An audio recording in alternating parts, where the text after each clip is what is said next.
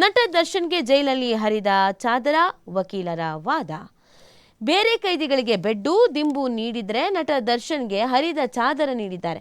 ಒಬ್ಬೊಬ್ಬ ಕೈದಿಗೆ ಒಂದೊಂದು ರೀತಿ ಸೌಲಭ್ಯ ನೀಡಿದ್ರೆ ಹೆಂಗೆ?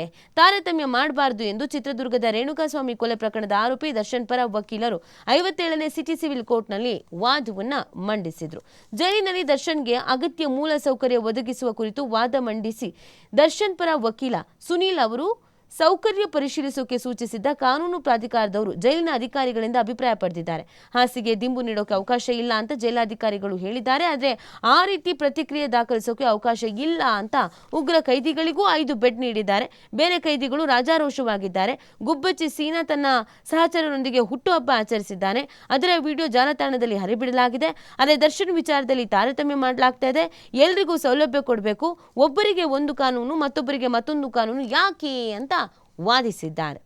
ಇನ್ನು ದರ್ಶನ್ಗೆ ವಾಕಿಂಗ್ಗೆ ಅವಕಾಶ ನೀಡುವ ವಿಚಾರದಲ್ಲಿ ಬೇರೆ ಬೇರೆ ಸಮಸ್ಯೆಗಳ ಬಗ್ಗೆ ಹೇಳಿದ್ದಾರೆ. ಹೀಗಾಗಿ ಅವರನ್ನು ಕ್ವಾರಂಟೈನ್ ಜೈಲಿನಿಂದ ಮುಖ್ಯ ಜೈಲಿಗೆ ಶಿಫ್ಟ್ ಮಾಡಿ ಅಲ್ಲಿ ದೊಡ್ಡ ಗೋಡೆ ಇದೆ, ಯಾರೋ ಫೋಟೋ ತೆಗೆಯೋದಿಲ್ಲ, ಭದ್ರತೆ ದೃಷ್ಟಿಯಿಂದ ಕನ್ನಡಿ ಬಾಚಣಿಕೆ ನೀಡೋದಕ್ಕೆ ನಿರಾಕರಿಸಿದ್ದಾರೆ.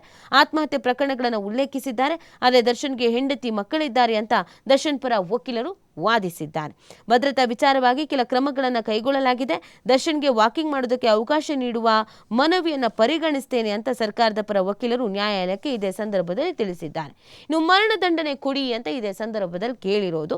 ದರ್ಶನ್ಗೆ ಹಾಸಿಗೆ, ದಿಂಬು ನೀಡುವ ವಿಚಾರವಾಗಿ ವಾದ ಮಂಡಿಸಿದ ವಕೀಲ ಸುನೀಲ್, ಆರೋಪಿಗಳು ವಿಚಾರಣೆ ವಿಳಂಬ ಮಾಡ್ತಾ ಇದ್ದಾರೆ ಎಂದು ಆರೋಪಿಸಲಾಗಿದೆ. ಆದರೆ ವಿಳಂಬ ಮಾಡ್ತಾ ಇಲ್ಲ. 262 ಸಾಕ್ಷಿಗಳಿದ್ದಾರೆ. ತರಾತುರಿ ಮಾಡಬಾರದು ಎಂಬುದು ನಮ್ಮ ಉದ್ದೇಶ. ಜೈಲಿನಲ್ಲಿ ಇದ್ದುಕೊಂಡು ಆರೋಪಿ ವಿಚಾರಣೆಗೆ ಸಿದ್ಧರಿದ್ದಾರೆ. ನಾಳೆಯೇ ವಿಚಾರಣೆ ನಿಗದಿಪಡಿಸಿ ನಾಳೆಯೇ ತೀರ್ಪು ನೀಡಿ ನಾಡಿದ್ದು ಮರಣದಂಡನೆ ಶಿಕ್ಷೆ ನೀಡಿ. ಆದರೆ ಮೂಲ ಸೌಲಭ್ಯ ವಿಚಾರದಲ್ಲಿ ಜೈಲಾಧಿಕಾರಿಗಳು ತಾರತಮ್ಯ ಮಾಡಬಾರದು ಅಂತ ನ್ಯಾಯಾಲಯಕ್ಕೆ ಇದೇ ಸಂದರ್ಭದಲ್ಲಿ ಅವರು ಕೇಳ್ಕೊಂಡಿದ್ದಾರೆ.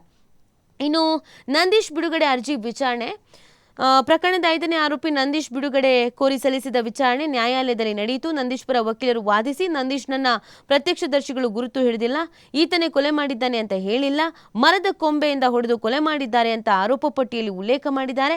ಪ್ರತ್ಯಕ್ಷ ಸಾಕ್ಷಿಗೆ ಈ ಕೇಸ್ನಲ್ಲಿ ಮಹತ್ವ ಇಲ್ಲ, ಹೀಗಾಗಿ ಈ ಕೇಸ್ನಿಂದ ಕೈ ಬಿಡಬೇಕು. ಇದಕ್ಕೆ ಆಕ್ಷೇಪಿಸಿದ ಸರ್ಕಾರಿ ವಕೀಲರು ರೇಣುಕಾಸ್ವಾಮಿಯನ್ನ ಹಿಡಿದುಕೊಂಡಿದ್ದ ಆರೋಪಿಗಳಲ್ಲಿ ನಂದೀಶ್ ಸಹ ಒಬ್ಬ.